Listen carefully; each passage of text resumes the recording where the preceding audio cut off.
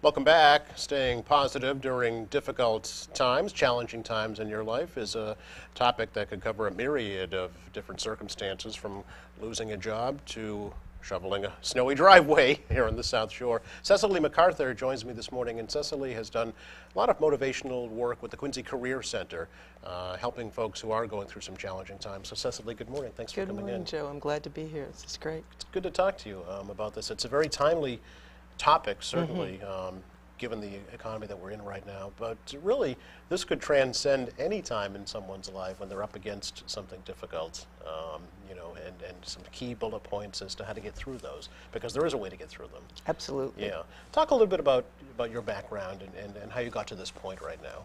Okay. Well, I have a background of 20 plus years as a corporate consultant, and a couple of years ago I ended up with as a cancer survivor, and it definitely changes your life when you go through that process and realizing that there's a purpose for me.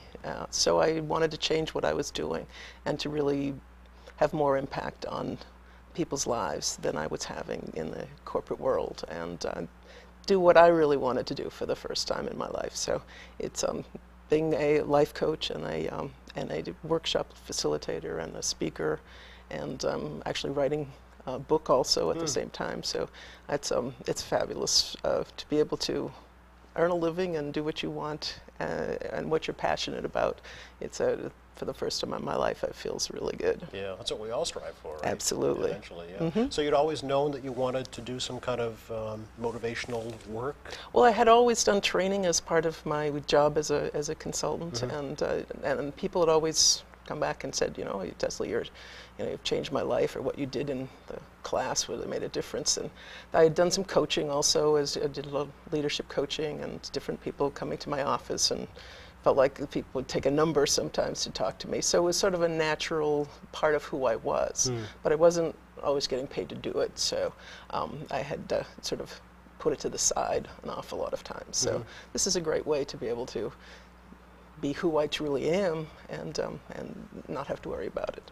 So you kind of partnered or teamed up with the Quincy Career Center. How did that collaboration come about? Well, it was great, actually.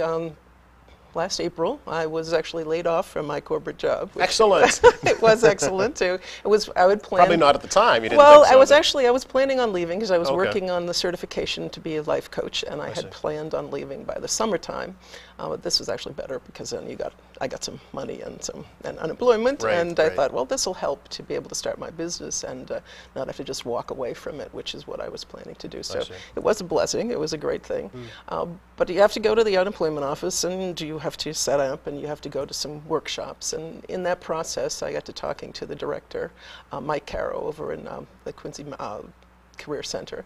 And I just said, I'm a trainer. I've done a lot of work. I would love to do a workshop for you. And since they have no money, and they're cut back, he said, well, it would have to be free. And I said, that would be fine.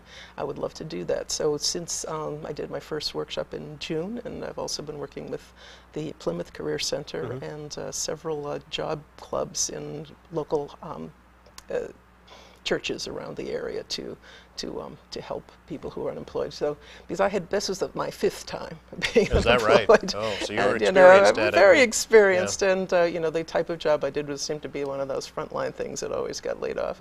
So I really knew what people were going through, and I really wanted to help. I really wanted to be able to do something for them.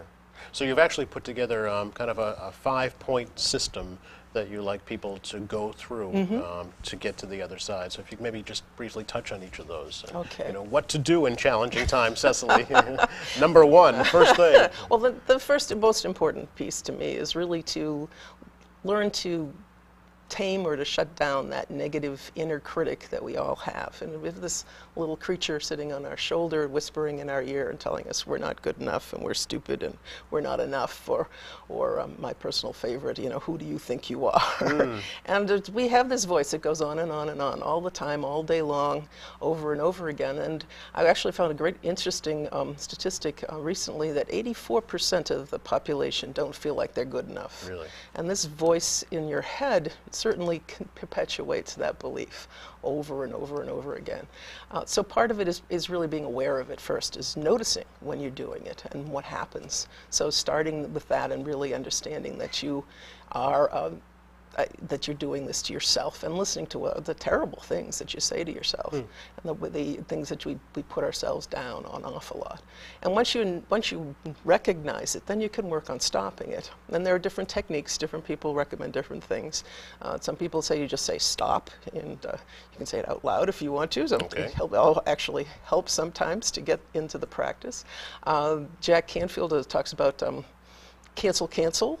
That's a really good one. You notice this terrible thought, you just say, cancel. Delete that. Or delete is very good. Some people think of turning the volume down, so you're not listening to that little creature on your shoulder. Or the mute button was also very popular. All right. So anything you can do to really just stop that coming through. And then from there, you can try to replace it with something more positive. So think, I can do it. I do deserve it all. I do have what it takes.